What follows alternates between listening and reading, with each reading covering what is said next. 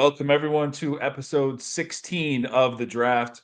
This episode, we will be drafting our teams for the Firekeepers Casino 400 at Michigan International Speedway.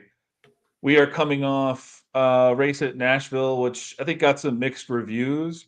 One cool thing on the draft side of it, for yours truly, came down with the dub, which is nice. First one since March, but enough about me. Let's get to you guys. Tino, Phil, as always. Phil, we'll start with you. How's everything going? How'd your Nashville go? Win any bets? Yeah, it got lucky. We had the Blaney shirt came in handy, and it got it done. I'm starting to get really creeped out by Shirt's how incredible. lucky it is. It's Yeah. really unbelievable.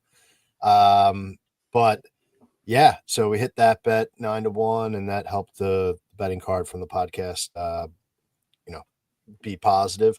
Thought the racetrack was garbage for all three races. The truck race, I think I texted you to maybe mid truck race, and I was like, oh Yeah. no, this is not good.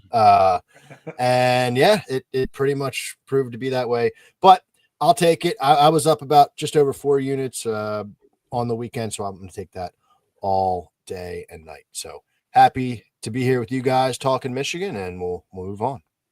Awesome weekend for you. Tino, how'd it go for you? Could have been a little better. I needed to listen to the things that Tino Patino, Ryan Stevens, Phil Eastman said on the draft on Wednesday. If I did that, I would have been good with my Ryan Blaney draft pick, and overall, I switched him out later because I put in Ross Chastain. Ross qualified well. Blaney didn't, and I shouldn't have let that get to my head. I was trying to over-adjust a little too much from what happened at Charlotte, and that's what got me. And we said that's what could happen, and it happened to me. And and it was tough to have that happen after being one of the advocates for Blaney, but overall, I was happy to see him get the win, and I think sort of realizing where I went wrong from those standpoints was also good to me to be aware of that and move forward with it. But I'm happy to get back to it. Michigan should be a good one. And shout out to Big Ross in the chat saying if Monaco was an oval, it would be Nashville. Perfect.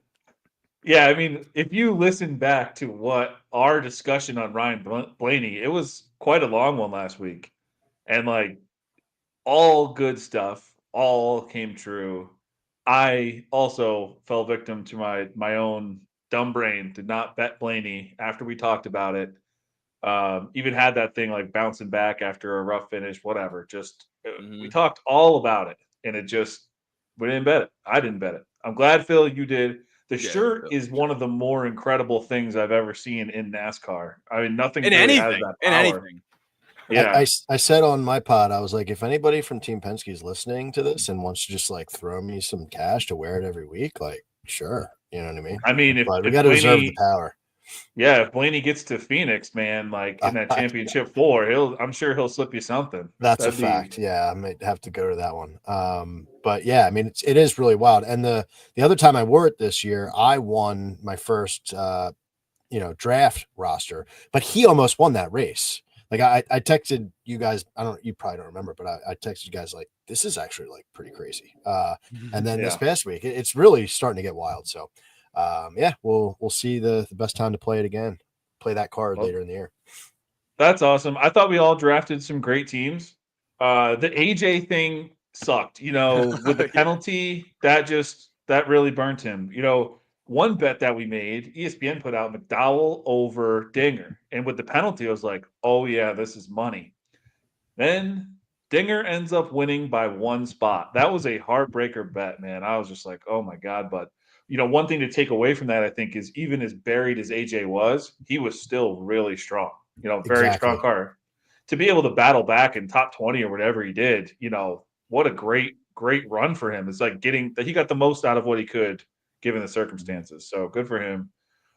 Tino, you are still the leader, 7 wins. I have 4. Phil has 3. We thought of one cool thing we're going to do now. If you're the low man the week before, you get the last pick in the wild card.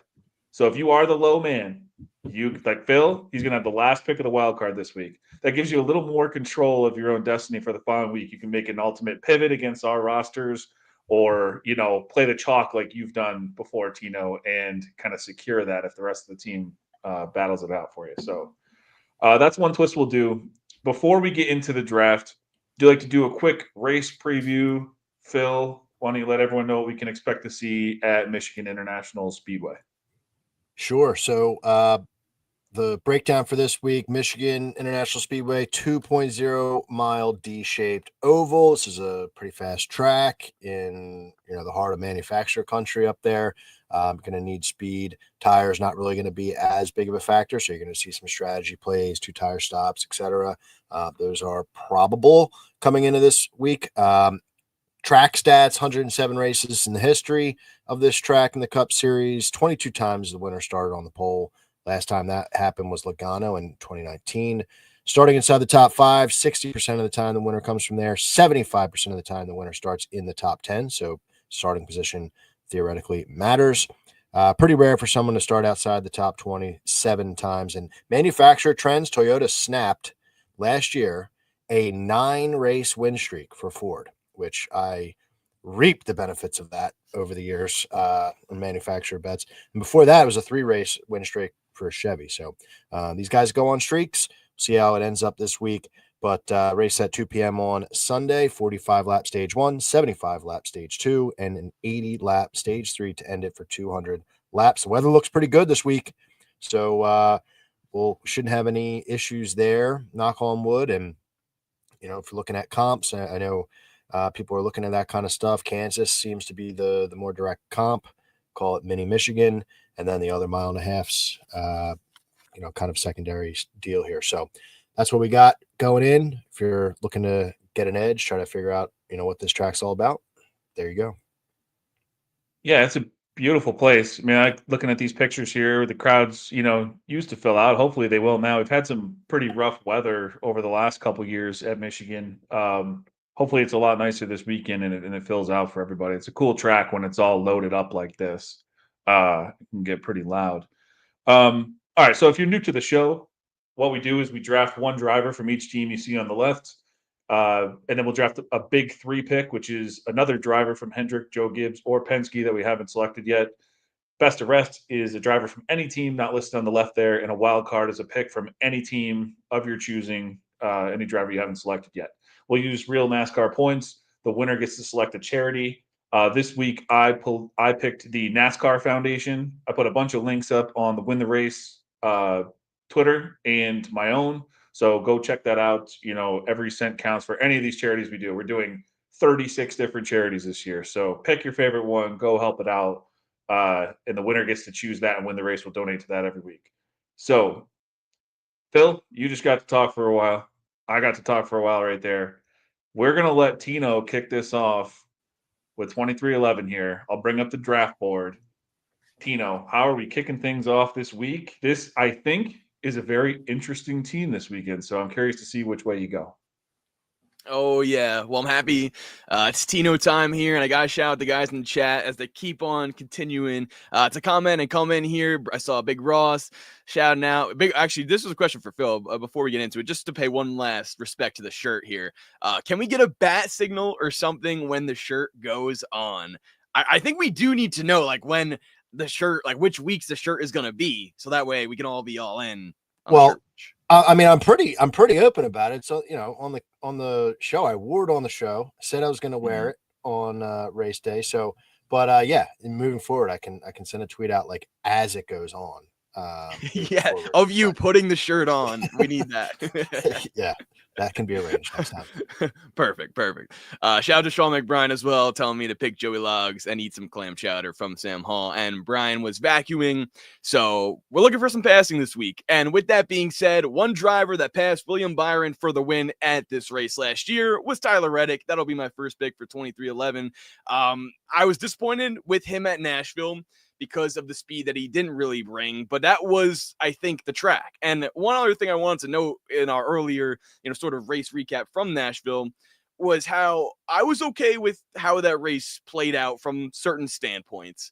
But the thing that didn't make sense to me was how the driver and Ryan Blaney, and don't get me wrong, I'm a Ryan Blaney guy. I think if anyone can be the best on a long green flag run and with 2 tires, it's him.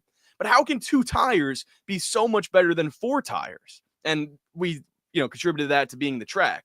To me, that just didn't make sense. So if anyone in the comments, or if you guys want to chime in as well, that's what I was most confused about last week. I don't think that'll be the case this week, right? And if we talked about it being, like Phil mentioned in his preview, a mini Kansas, well, great, because now we'll actually have different lines. We'll actually have passing. We won't run one groove, and we may even see drivers rip the fence and the high line in this one like they do at Kansas. That's why I got to go Tyler Reddick, who has shown extra speed like they did at Charlotte. Yeah, they're bringing that left side that they used at Charlotte, I think, to try and create a little more wear here, because typically Michigan was the same as what we just saw, where you can take 2 tires, and that's really, you just had to outsmart everyone. Blaney was fast, don't get us wrong here. He had an absolute rocket, but that strategy that they put out there, that's what did it. That's what got him to the front. That 2-tire stop, he never looked back. So great job by them on the strategy of it. But hopefully, at Charlotte, we did see a lot of comers and goers in the long run. So if we get some long runs here at Michigan, hopefully we can see some good passing and some good racing. I'll go right into mine. I mean, Tyler Reddick is my pick here as well. One interesting thing about him, there's been 8 races in this intermediate package this year. He only has 1 top 5 to show for it. So, I mean, it's been extremely frustrating to bet on Tyler Reddick. But I'm a sucker for the speed. Top 4 in incident adjusted speed this year in that package. He won here last time. I showed you guys, and I'll post this afterwards. I couldn't save the picture before the show, but all the incident adjusted speed for Michigan only, just the 3 Gen 7 races here, I have him second. So, even though the results in a few of the races won't show that, he did win last year, and he's been fast in the other ones. So I do like Tyler Reddick a lot here. Give me him. Phil, who do you got? Well, I was kind of waiting to see, honestly, I was interested to see what you guys were going to say about it. I mean, it's tough to go against the guy who won last year, but that's what I'm going to do. I'm going to take Bubba. I see some guys in the chat, saying that Bubba is back this week. And what it comes down to for me was when I was doing my, betting card for my notes in the Full Tank podcast, I was like staring at Bubba in a couple different ways. And after I was done everything, I was like, wow, I never really looked at Reddick at all. And I think the reason for that is, 6 races here and he's got 1 real win or 1 real finish to show for it. It was a win last year. Other than that, his best finish was 18th. And that's going obviously past next gen era, but still 2 like 30th place finishes in the other 2 starts here. As far as just Phil, how long did you stare at Herbst? I deserve that for last week, trying to be different. I think this week's a little bit more doable for me. I mean, Wallace has had speed. Look, they both, if one of them showed anything at Kansas this year, I'd be, all in on that person. They both sucked at Kansas this year.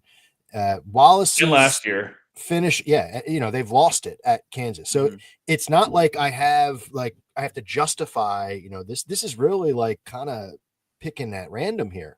The only thing between Wallace has a second place finish to his name in 2022. So it's, in the next gen car, they both have a really good finish, and then Bubba is kind of sliding the other way. But I think this is a opportunity for me in this draft to try to be a little bit different and take a calculated risk. And we'll see. I mean, I do think, obviously, the guys in the chat think that Bubba has something. I would imagine if you're their team, right, you're hanging in there in points, you're 10th in points. This is a big week for you. Big week. Yeah. So let's see what they got. Well, that's why I thought, 23-11 was very interesting here. Both guys, very viable. Both going out late in qualifying, which proves, again, to be very, very, very sticky information that you're more likely to qualify well if you're going out late in that order. Both guys are.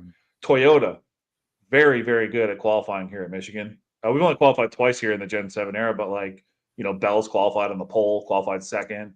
Bubba, I think, won the other pole that Bell came in second in. So You're right there. These guys should go out there, start up front, have good track position.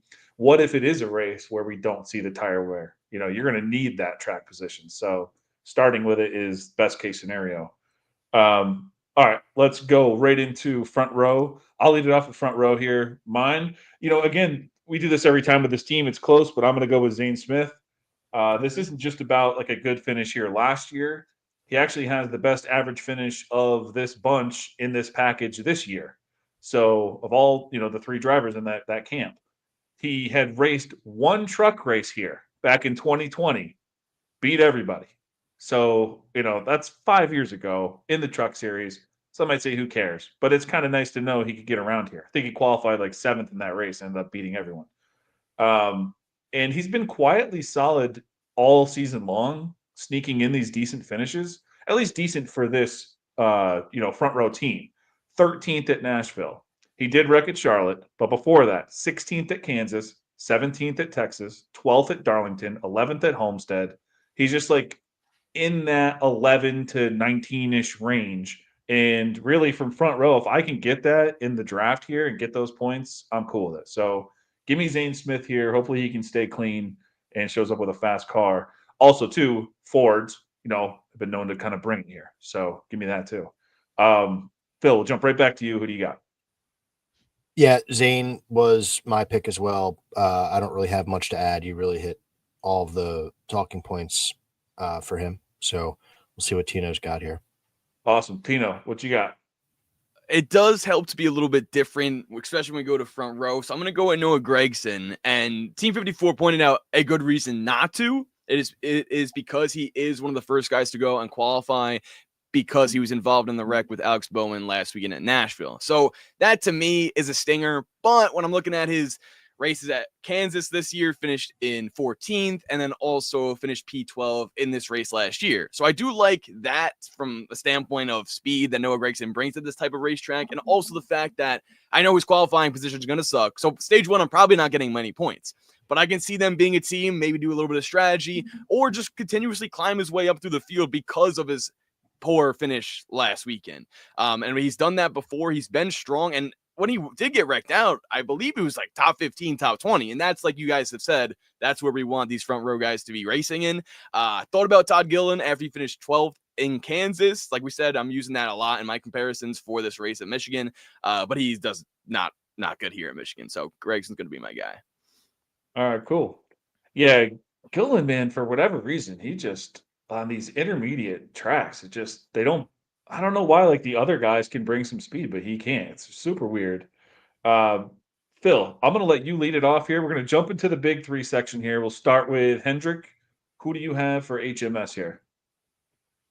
Yeah, I'm probably going to end up taking a couple HMS guys when we get to the big three section as well. So you can choose to put them in whatever. I figure what we'll do is like we always do. Like if you mention a Hendrick guy and it's one of mine, maybe I'll mention mine and then add him down there. Or if Tino mentions one and you already had him, just let me know and I'll put him in big three and we'll talk about the same guys. Sure thing. Yeah. So I'll start with the one that might be a little bit different. We'll see. But the one guy, so I took Ford as a manufacturer pick this week. And to play defense against them, I went with William Byron because he's 9-1. And, I guess Larson's the other guy. He's the elephant in the room. But the talking points that I had for Willie B, I mean, I think that number, that was on DraftKings. I thought that number was pretty interesting. I'm interested to see when he's going to have his like sleepy summertime kick in because Byron always does that in the summer. But this racetrack does like line up well for him. And we talk about Kansas, right? If you look at the stats from Kansas, like on paper, it looks like he had a rough go. It was like 16th in speed rating and, terrible finish. But he was one of those guys that was giving Larson a run, and they documented a bunch. Like Larson just kind of survived. Like he was the guy who didn't make mistakes. Everyone else screwed up. He blew a tire, did something on pit road, got himself, compounded problems. He was a factor at Kansas. So I'm kind of like including that. Finished second here last year, and he's got, the number one speed rating on the mile and a halfs this year. So it's like this track speaks to him. He's third in speed rating in the next gen car at Michigan, first in speed rating, mile and a half this year. And that's with that disastrous Kansas race. So sleepy, sneaky pick 9-1. He's just, there we go right here. He's just a guy who's always there. And I feel confident that he's going to be there. Like last week, I was off of him. And what does he do? He puts the car like third, and he's just running top 5 all day. So I feel good with Byron in my roster this week. Yeah, I'll just go ahead and let's see what Tino's got here. Tino finished up with Gregson last time, so Tino, I agree with everything Phil said there about Byron. Love Byron this week. Tino, I'm gonna let you do your Hendrick pick, and then we'll talk and see if we have any of these guys together in the big 3. Keep going. I love Byron a lot. This is going to be tough for me not to go Byron. I've been trying to be not different because I don't disagree. Just trying to be as different as possible, like writing different picks, throwing guys down on paper. To me, though, with William Byron, with how fast he was just last weekend and then the week prior at Charlotte in these type of intermediate styles, and then he really could have won this race here last year as well. He was the one at the end trying to catch up to Tyler Reddick. I wanted to pivot and not go Byron and fill someone in for my big 3 that wasn't him. But I have to. I'm trying, this is me trying not to pick him, and I'm still going to do it. So just beware of that. Beware that I tried. But everything you guys have said and more, I feel like this is where he may get the win that's been eluding him now for the last couple of weeks. Yeah, I had Byron too. For one of my 2 picks between Hendrick and Big 3. So spoiler alert, there's a HMS guy coming in the Big 3 here. But Byron, like you said, almost won last year. He never finished a stage outside the top 4 and finished that race second, like you said. So just echoing everything you guys said. There's 2 guys. You talk about like Chevy not winning here in forever. There's 2 guys, and you need mega speed at this track. Just looking to have the speed on this big racetrack. The 2 guys who lead in fast lap percentage in this package this year, Kyle Larson, William Byron. So those are the guys. Give me Willie B here as well. Let's jump to, do you want to stick with this? Did you guys both have HMS for Big 3? While we're talking about this camp, do you want to just stick with it? Or do you want to wait and see if you want to pivot?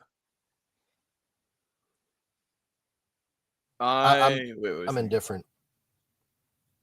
I'm not pivoting mine. Yeah, I'm going Kyle Larson Big 3. I feel that. Yeah, me too. Answer that question, so. I have to. This used to be his racetrack. 3 wins in a row, and before that was a third, and this was where he dominated.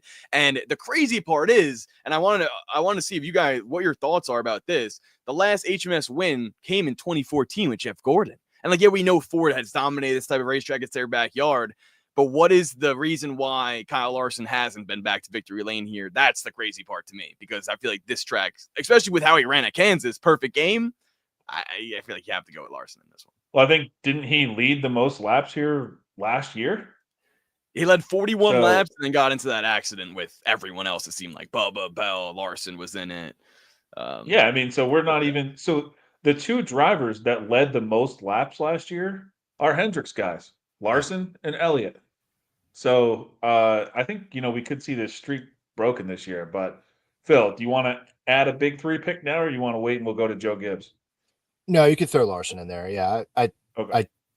I can't go against him if he dominates. I mean, he's first in speed rating on 3 of the 4 tracks in the mile and a half so far this year.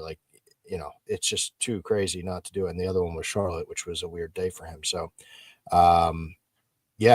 Kyle Larson. I'd be dumb not to do that. All right, awesome. Let's head right into Joe Gibbs then. Tino, I'm going to let you lead this one off. Who do you have for JGR at Michigan? For me, it's going to be Denny Hamlin, and that's thanks to the incident-adjusted speed rankings that you sent over to us and posted there on Win the Race. He's the top guy by a lot there.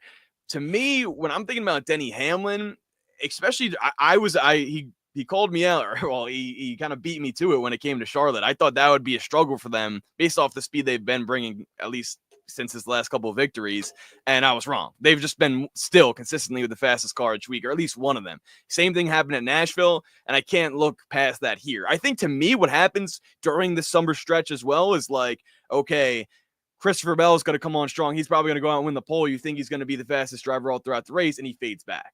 And that's something I don't want to keep happening to me because I think he's going to be fast. I'll be fine, especially in the draft, if that happens for Tyler Reddick, because I feel like right now, Tyler Reddick may be the next Ryan Blaney. When is he going to get that win? When is he going to get the win? Speeding on pit road, whatever. Denny Hamlin, to me, he's racing inside the top 5 all throughout these past few races, so I think that'll happen again. All right, perfect. Phil, who do you got here? Yeah, it's Denny. I mean, this is his race to lose, honestly, it feels like. The baby watch situation should probably be discussed. Like, I guess if we all take them, it's not a problem. But Brian, if you don't take them, yeah, okay. I was going to say, what do we get stuck with? But I hope she has the baby like tonight, tomorrow, so he can just get that out of the way. I don't want to go through that again because he's, as a gambler, like he's so good here. And I was shocked at how well he performed with all of that going on Sunday. So Tino just ripped off all the stats.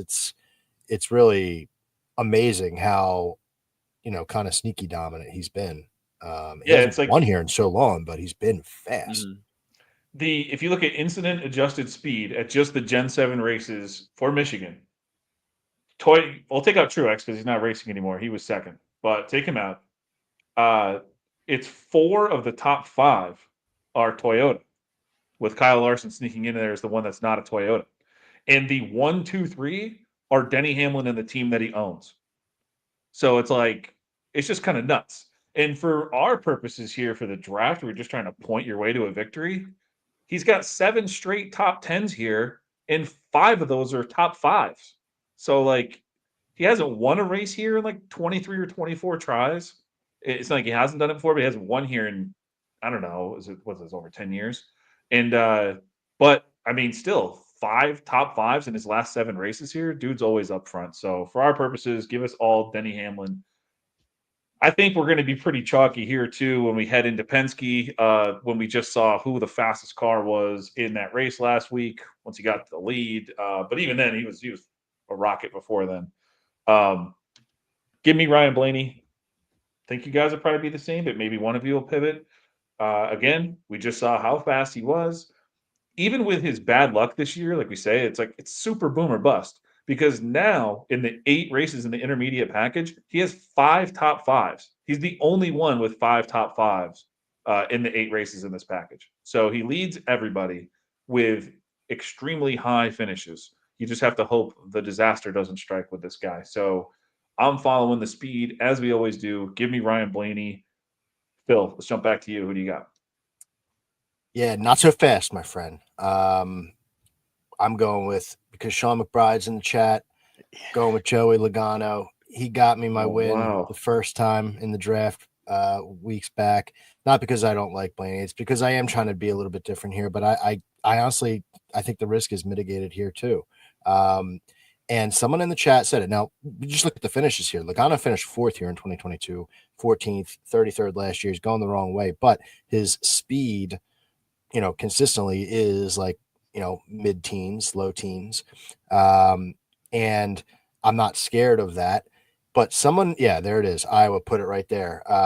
It's all fun and games until it's a fuel mileage situation, and Joey, the Rat Logano, wins. I mean, we got Brad Marchand in the Stanley Cup Finals. We got Joey Logano potentially, doing a fuel mileage race at Michigan. So I feel like I'm being different here on purpose. But again, I'm not too nervous about it because he's still, as good as Blaney is, like on a week-to-week basis, Logano's still like running 9th. Like I fade him at times. Like last week I faded him in a head-to-head matchup, and I'm like, God damn it. Like he just doesn't go away. So, it's nice to be on his team every now and then. Yeah, there's only 2 drivers in this race that have won at Michigan 3 times. Kyle Larson and Joey Logano. The only difference is Larson has done it in 16 races. It took Logano 28, but still, yeah. It's a repeat winner racetrack. That's what I said on my pod. Like if you look at the history, right? once you crack that victory lane, it's like it just keeps coming back. Like, you see a lot of repeat winners. It's not a lot of lists of like random guys like we see in some other tracks. So it's a good thing to have in your background. Penske likes to show off the speed on a huge racetrack. It's like why they go out and qualify so well in the freaking drafting races. It's good. They get to a big racetrack and they're like, "Here, check these nuts out," and then like whatever happens in the race happens. But all right, Tino, got to make your Penske pick. Who do you got?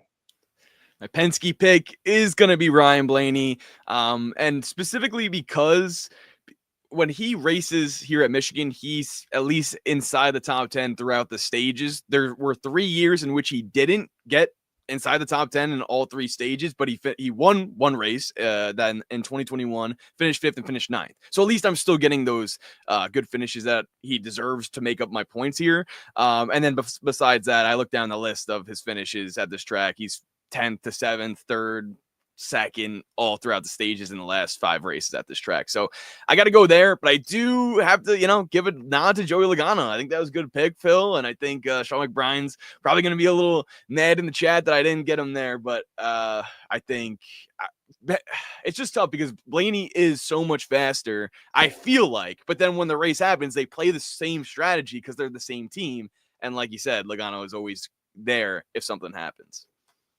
All right, cool. Well, we already did our big 3 pick. We're going to jump into RFK then. Features one of Logano's old teammates here from Penske, Brad Keselowski. Phil, I'm going to let you lead this one off. RFK, another Ford camp. Who do you got here? Yeah, I really like oh man, this is tough. We're all different so far, and really here's the thing. I think we're going to be different when we get to best of rest. Yeah. But I don't necessarily know if we'll be different for these next 2 picks, but we're all different so far. Even if we only have one different pick in the entire draft, who cares? We're all different as of right now. So give us the goods. I'm just torn because I have bets on both of these guys. Busher and Keselowski. I'm not considering Priest this week. Maybe that's my own problem, but I'm going to go with Brad. I had him for a top 10, and this is my reasoning for it here.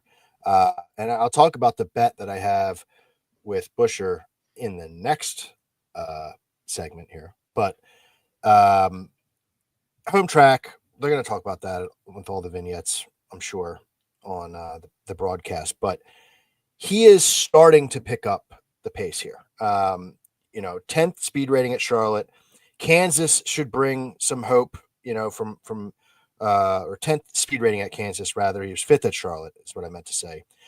He's tied for 3rd in average finish here at this racetrack, 8.0. He's got finishes of 15th, 4th, 5th.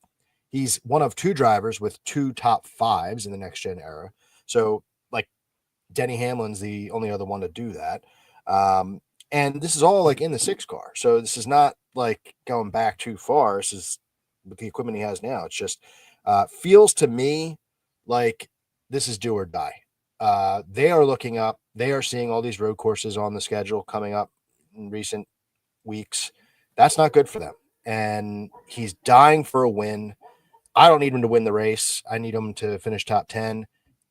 I think that he's a very viable option here in our draft versus Busher, who Busher hasn't really, maybe I'm wrong, but as far as momentum goes, Brad's starting to pick it up. Busher, I think we expect more of lately. So we'll see. I know Big Ross has been on the Brad K train, kind of replacing Truex this year. We'll see if he bites me this week. If he bites me this week, it's really going to hurt. I can tell you that. Yeah, he's hurt us quite a few times this year, but I agree with everything you said there. We do have the wild card round, so you could always bring it back to your boy Busher if you needed to. And speaking of, I'm going to go with Chris Busher here. It worked last week. I've been trying to get cute with RFK, and then finally decided not to, and it paid off. Give me Busher again. The RFK duo before they had Priest, just Busher and Keselowski. They haven't finished worse than 6th in the last 2 Michigan races. So they're both finishing top 6 2 years in a row. That's great. Buscher gets to go off later than his RFK teammates in qualifying. I do like that. Hopefully, he can get a decent qualifying position.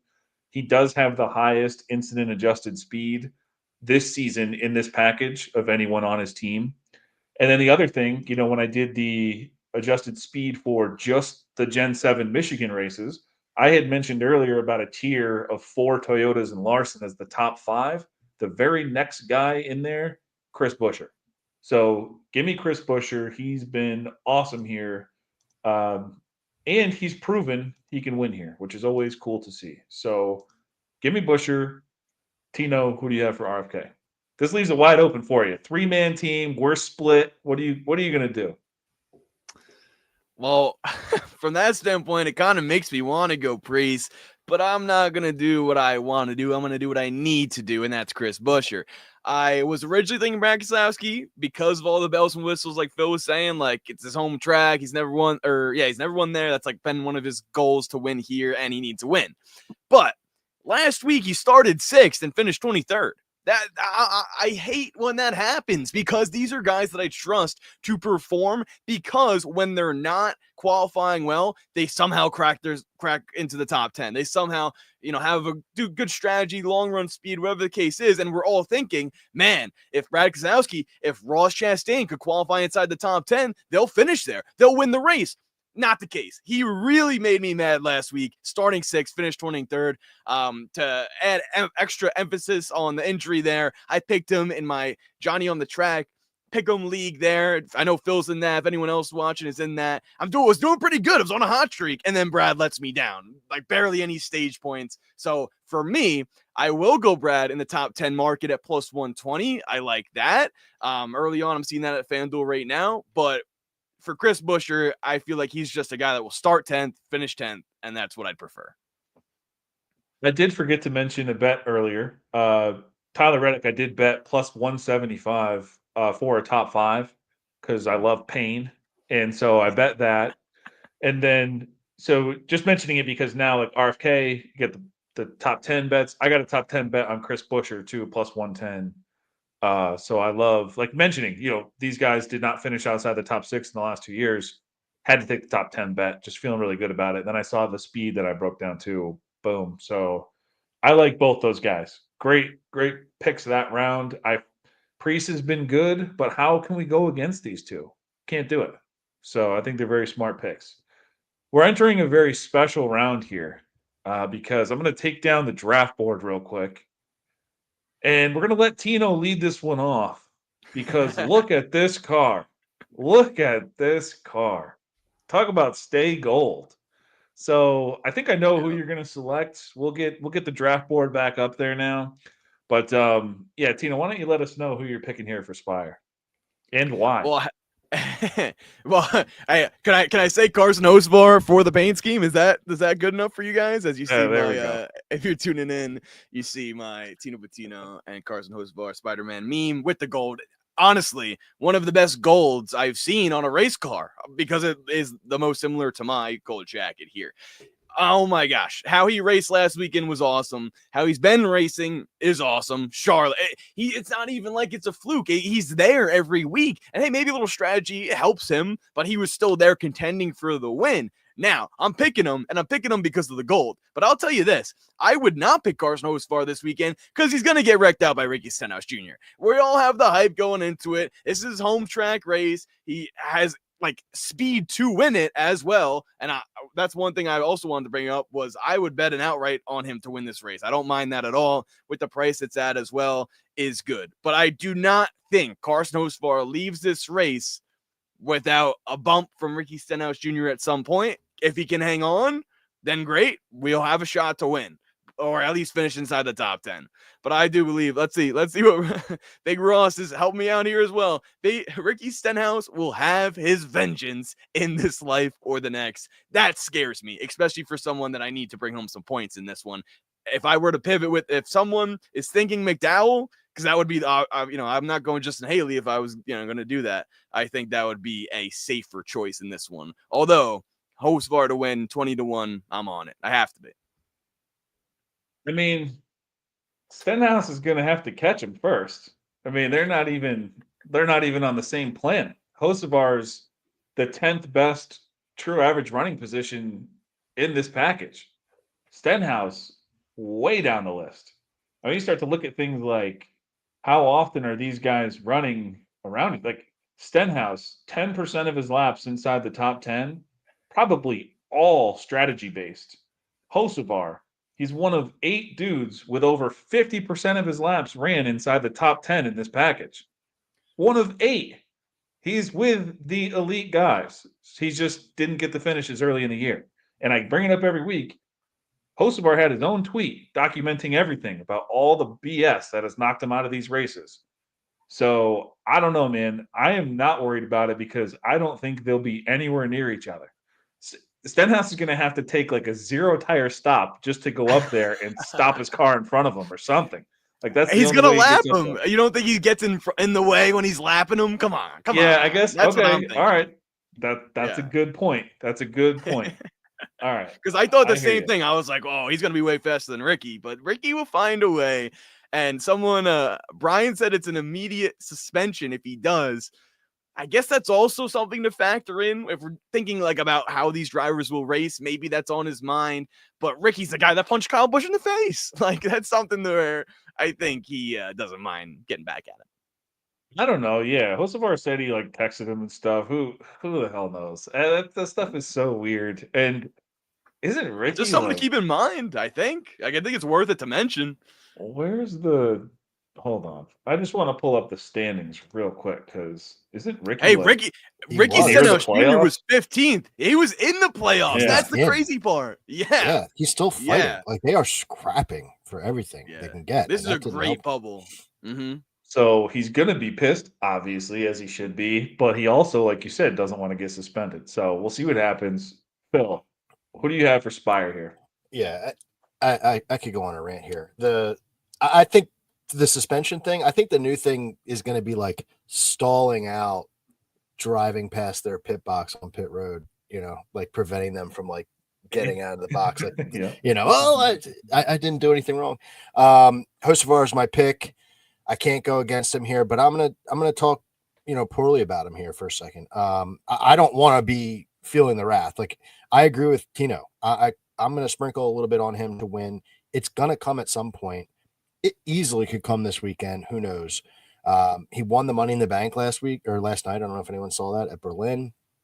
So like he's just got a hot streak going right now. But Hometown track. But yeah, another hometown track guy. But I just want to point a couple things out with Hocevar. Like I want to throw some water on the flames here. And maybe I'll look stupid and we can make fun of me next week if he goes out and just absolutely dominates. Like he could put it on the pole. That's fine. But I need to see It's like 6-1 to win the pole. How stupid is that? More consistent finishes from him. Like he's fast. We all know he's fast. We could talk about Tour Blue in the face. He's just not getting it done. He's got a guy out there that wants him dead. So that's not helpful. And I'm sure multiple too.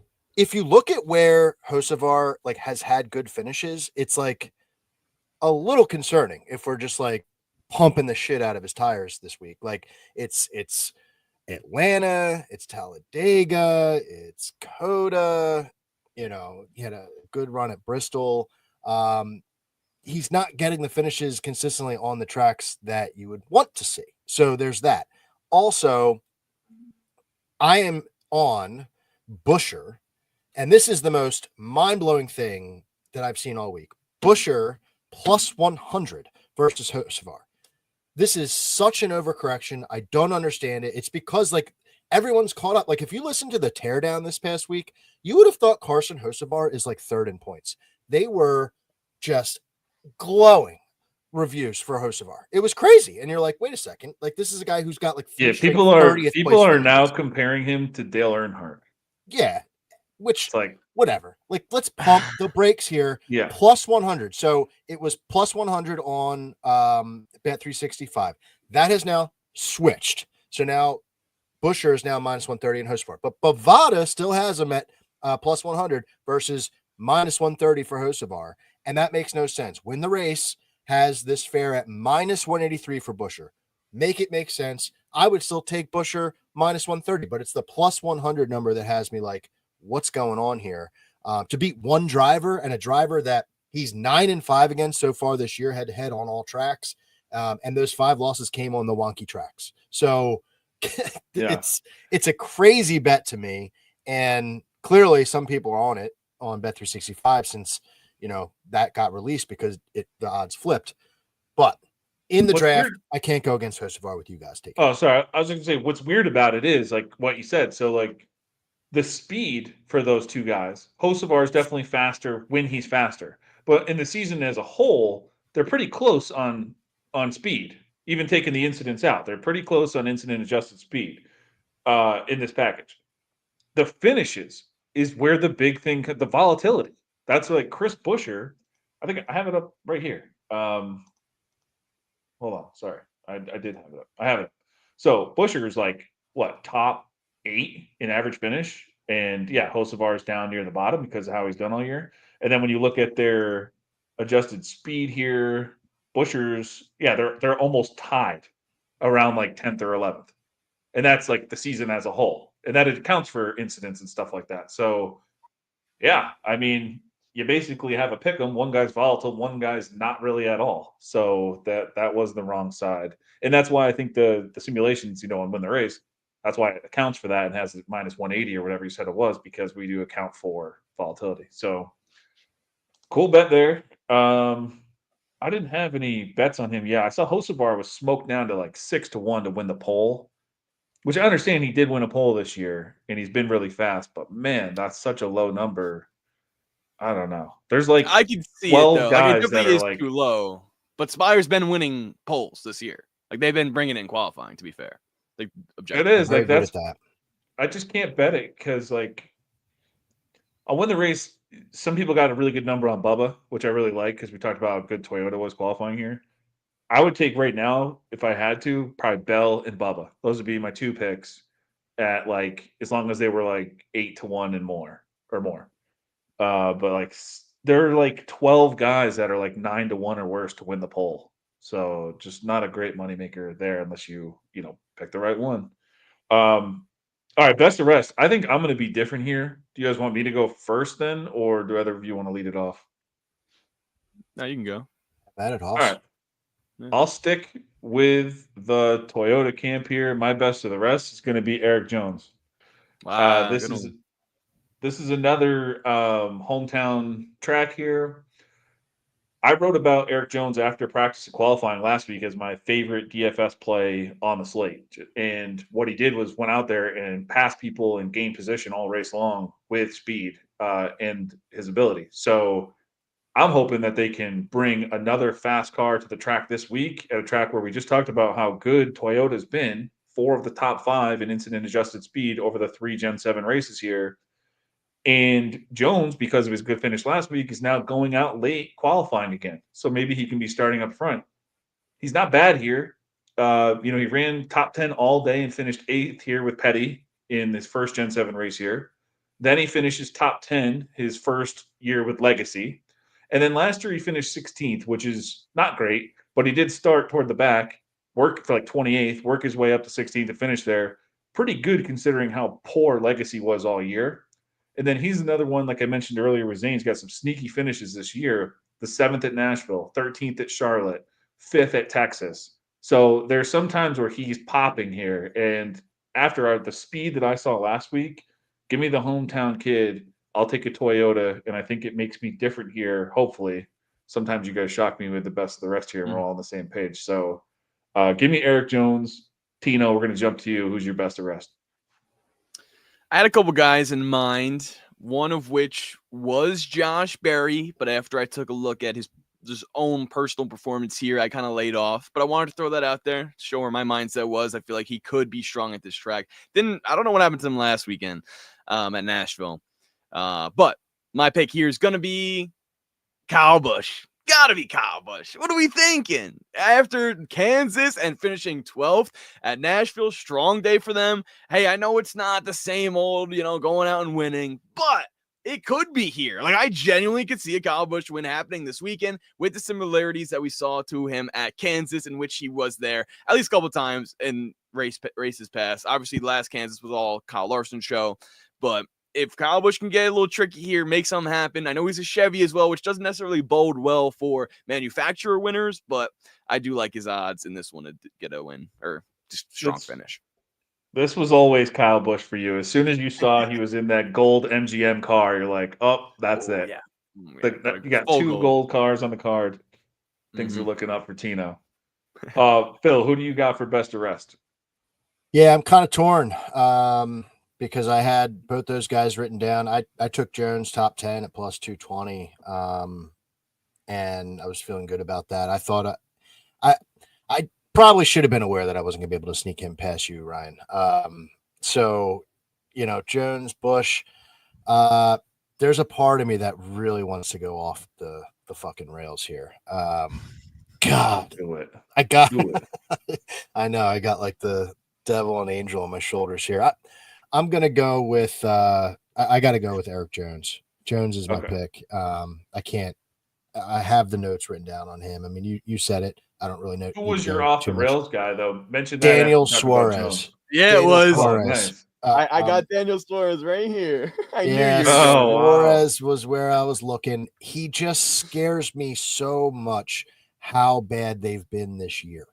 The numbers that you're looking at from the past, his speed, his finishes, all of that, good. But then if you look at like comparison to where he had been elsewhere last year and the years before, like it was better.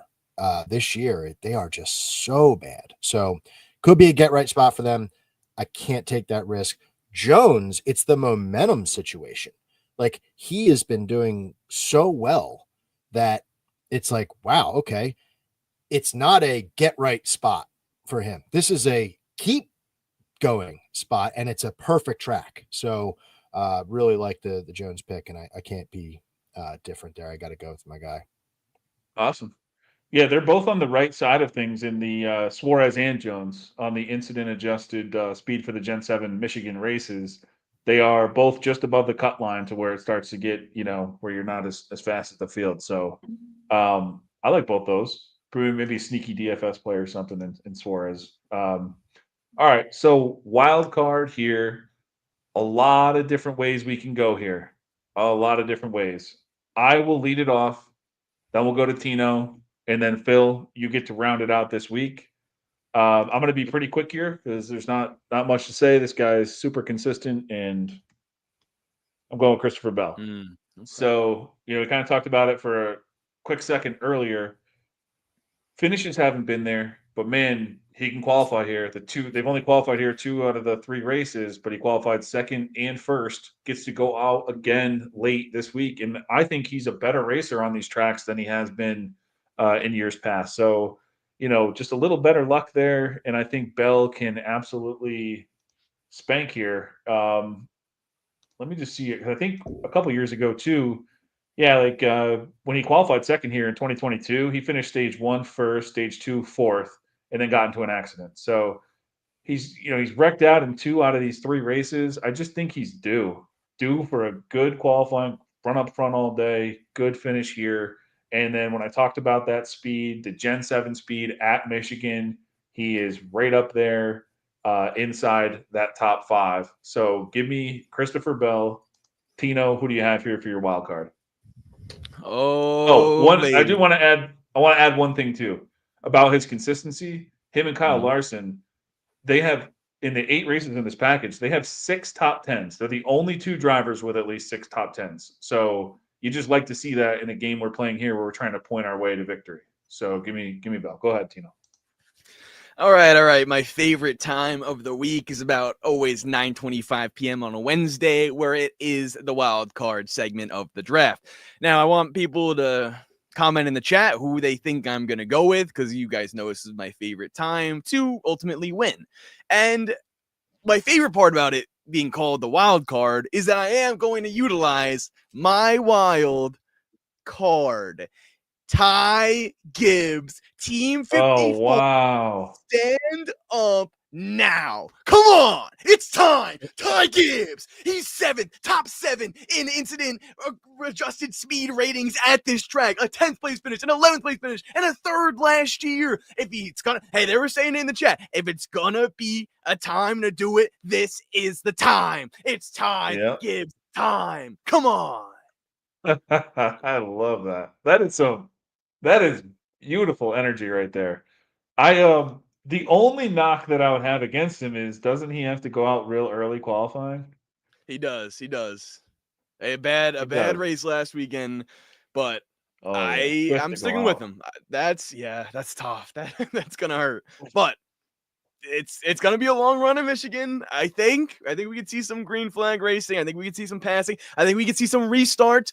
Good on restarts, I believe. I think you get some positions there. So we'll see. We'll see what happens. But that 5th is tough. I broke down all that incident adjusted speed like per quarter of the race, and by the end of the race, he's a top 6, 7 car, on average. So yeah, I like this pick. What a great pivot. That's how you get to 7 wins when I'm staring at 4 and Phil's staring at 3. Bold picks like that. Phil, how are you going to combat that and try to take us down this week? Well, I'll say that anyone that has taken Ty Gibbs this year, I've been one of them multiple times, has lost. So this should be quite a big deal. Now, hey, look, I got Gibbs as well. He's on my radar for sure. I like him for a top 10 this week. But he's not who I'm going to take. I'm going to go off the rails too, and try to make a case for a guy who has momentum. The history at this racetrack, this guy doesn't have it. All right, he doesn't have it. But I think the team does. Okay, and I'm talking about a guy who started 19th at Kansas, worked his way up to 4th, bounced back or kept it going the next week, finished 3rd, then put the car on the pole last week. I'm talking about Chase Briscoe in that Toyota taking over for the 19 car. All right. The 19 car, Martin Truex Jr. at Michigan is lights out. We're throwing 2024 out the window because he was like already fishing in his mind. But these are the finishes. You don't even need to. If you keep 2024 and you do the incident adjusted one, he's 2nd. Just behind Denny. That's it. Just behind Denny. But these are his finishes: 2nd, 6th, 10th, 3rd, 4th, 3rd. All the 19 car knows how to get around this joint. And now we finally have Briscoe with some momentum. Finished 17th last week. I don't know how that happened, but he led a career most laps, like 51 laps led on that dog shit track. So they are finally starting to put it together. Another great track for this team. Chase Briscoe is my wild card pick. I think I have him my season long. I really need this guy to pick it up. He was like way out of the playoff hunt. Now he's like well within. So Briscoe, I mean, it's a good question, Robert. Like, I don't know what happened with the 19 last week, but he was trash. It Briscoe, just like as soon as he lost the lead, he was butt. Yeah, but I think something actually happened more than that. But we'll go with that. This is a team that I trust here. And I think Briscoe's finally starting to feel himself in this new ride. So see what he can do for me here. I mean, you're taking, another top 5 car in that speed, Gen 7 speed at Michigan. I mean, hard to go wrong there. I don't know what his deal is. He was bad here, but that was when Stewart-Haas was just like, they were like our laughing stock joke, every week on an intermediate track. We were making every head-to-head bet you could against Stewart-Haas, all the guys. So can throw all that out the window. When we do our scores and everything that we put into the simulations and pre-practice and qualifying scores on Win the Race, we actually, we use a lot of the 19 blended with Briscoe. So it's not just like looking at Briscoe's trash from these things. It does give him a little boost, which is nice. So all right, boys. I mean, that's a good draft right there. 3 different wild card picks, and we're different across the board. Best of the rest, one has someone different. RFK, front row, Penske. This is great. This will make it a lot of fun on Sunday. Wow, and we hit it 59 minutes, 50 seconds. That is money. We're locked in. thank everyone for tuning in, commenting. Does anyone have any questions, any bets they want to ask about, anything like that? While we still got everything up on the board, let us know. I'll let Phil tell everyone where they could find all his great work. Tino, check those comments if anyone's got any questions, bets, anything they want to talk about, pop them in there. I got the Sims pulled up and everything right now. Phil, where can everyone find your stuff? Yeah, Full Tank with Phil is the name of the pod. Give it a look, and you can follow me on X and Instagram. Instagram for the race day cards. That's at Full Tank Phil. Let me know what you got. I love talking shop, hearing what other people are on throughout the week, and I hope everyone has a good weekend. Awesome. Tino, where can everyone find your work? Yes, sir, guys. You can follow me at Tino PATTIGNO. I'll be on SiriusXM NASCAR Radio and Tubi giving out my best bets Friday morning. You can also catch me on SiriusXM on Sunday pre-race. I'll be talking with the Nuke the House guys, so that's always fun. Giving out some plays there, similar analysis to what we got here tonight on the draft, talking about how practice qualifying has potentially changed anything, if that as well. So that's big to tune in there. Also, we'll be on a new show, or a new show for me at least, on Monday for PRN's Pit Reporters. So that'll be cool. First time doing that, so I'm excited. So tune in. I'll post something about it more once I get a little bit more information about it, about what time I'll be on, everything like that. But be sure to stay tuned into my social media for all of that. I want to say thank you to everyone in the chat, Team 54, Big Ross, Brian, Robert, Sean McBride, Sam Hall, I was popping in. Appreciate you guys. Everyone that commented means a lot to us. And I did find a question from Robert, I believe. First one is this. So let's ask this one to you guys. Chase going to do anything this week? Phil, what do you think about Chase Elliott and his odds in this one? Yeah, I think Chase is probably going to run ninth. Like he's just going to keep doing what he's been doing. I don't see any real. They just seem very satisfied. I don't see a lot of like oomph coming out of them or him. I know he's not a guy that really wears his heart on his sleeve, but yeah, I mean they just seem comfortable pointing people to death, and I don't mind that either. But it's tough for me to really make a call like, yeah, he's going to go out and win. I don't know if you guys feel differently. I mean, he used to be really good here. He was like a top 10 machine. But again, that's kind of what you're saying. It's not like he was a winner here. He's just a top 10 machine. So, we did kind of naturally come across him leading the second most laps here last year. Didn't have the finish to show for it, but that happens to quite a few on a, track where strategy can kind of take over. Or you're going at these high speeds, you can get to a little bit of trouble. So, yeah, I expect him to top 10, it's kind of what he does here. So yeah, I don't, but I don't think when I talk about the Hendricks guys, I think that can win. I'm really just sticking to the main two of Larson and Byron. Gotcha. And then one other question I wanted to throw out there to you guys from Big Ross. Love you, Big Ross. You're the man. How much will going out early hurt this week with practice and qualifying being so early? So Ryan, you can start us off with that one. How do you think, certain drivers will fare from that perspective? Going out early sucks. I mean, it's just point blank. And going out early blows. It's what's the average place people are going out and winning a pole is 30th. So you want to be in that group. The last 10 guys to go out is where you want to be going out to qualify. And if we get a track, what if it's not like Charlotte where you can pass and it is a track position game? Like your only hope then is to take two tires and hope it sticks or something like that. If you're not super, super fast and find a way to pass these guys. So yeah, I think this track, isn't there a trend too here? I can pull it up that the winner has started inside the top 4 like all the time recently. I'm just going to pull that up. It's going to take me 1 second. So Phil, I don't know if you had any thoughts about, going out late qualifying versus early. Yeah, no, I'm not the greatest as far as analysis with that, other than just knowing. But I have the starting positions pulled up. I mean, it's not a huge thing. Like Harvick started 16th, he started 20th, and he won the race. But other than that, winners are starting third, first, second, third, fourth, second. So in the next gen, it was second for Harvick, fourth for Buescher. So I mean, it matters. Like in the pregame, I'm saying like 60% start inside the top 10. Like it does matter here. Yeah, you gotta qualify well and bring a fast car. You don't see any like lucky winners here, really. You're seeing big team winners here. Yeah. Yeah. So And and these are the repeats. guys that bring that heat to the track. So Harvick's like the exception where he qualifying 16th and 20th. It just didn't matter.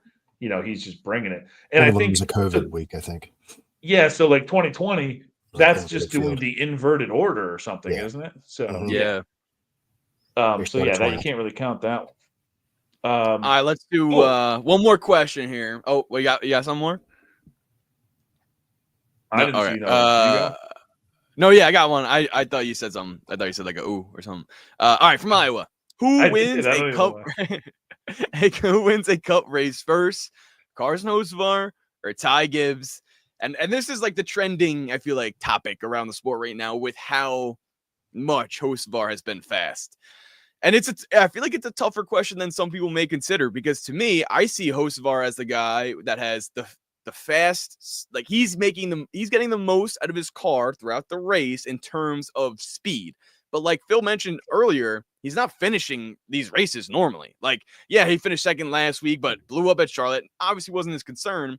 But what if something else had happened where he got into the mix with someone else and ruffled some feathers there? So to me, my answer would be, if I had to just pick, this is harder than I thought.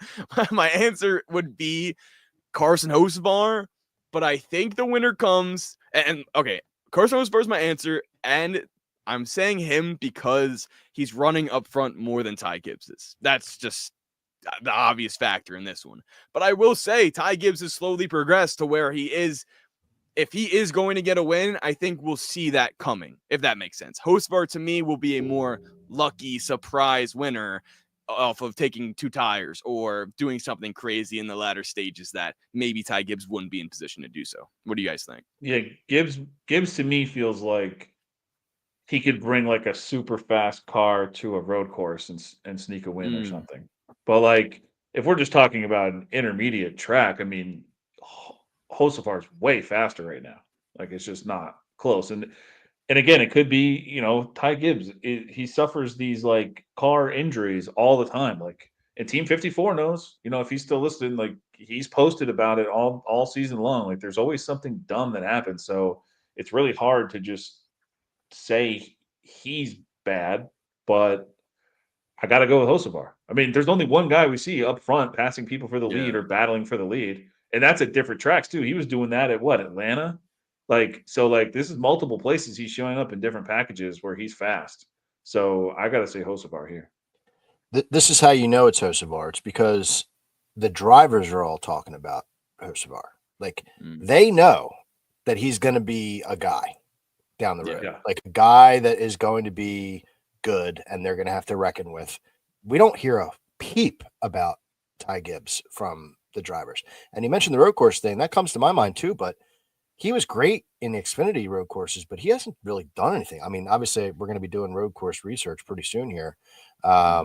So I'll check that, but I don't really remember him being a factor in road courses. So like even more of a strike against him.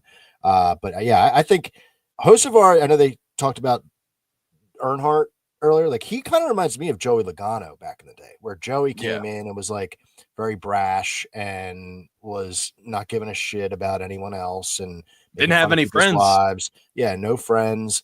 And